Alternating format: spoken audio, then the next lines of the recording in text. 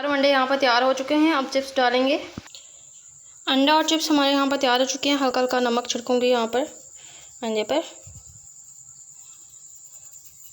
बहुत ही मज़ेदार तैयार हुए हैं। काली मिर्च भी आप छिड़क सकते हैं हल्की सी। यहाँ पर लिया है मैंने 2 किलो आलू और यहाँ पर 1.5 चम्मच जितना नमक।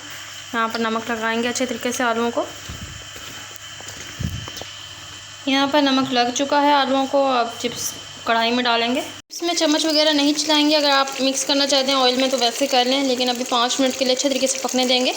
ये देखिए मैंने 5 मिनट बाद यहाँ पर चम्मच चलाया और देख सकते हैं आप अलग अलग चिप्स हमारे यहाँ पर तैयार हो रहे हैं। बिल्कुल भी आपके चिप्स यहाँ पर नहीं चिपके हैं। यहाँ पर आप देख सकते हैं। अभी 5 मिनट मज़ीद पकाएंगे ताकि अच्छे तरीके से कड़क हो जाएं। तवे पे कर लिए यहाँ पर मैंने ऑयल गरम। यहाँ पर मैंने लिया है 1 अदद अंडा। इसको करेंगे फ्राई। ये देखिए बिल्कुल सेकंड्स में हमारा अंडा फ्राई हो जाएगा। हल्का हल्का ऑयल डालेंगे।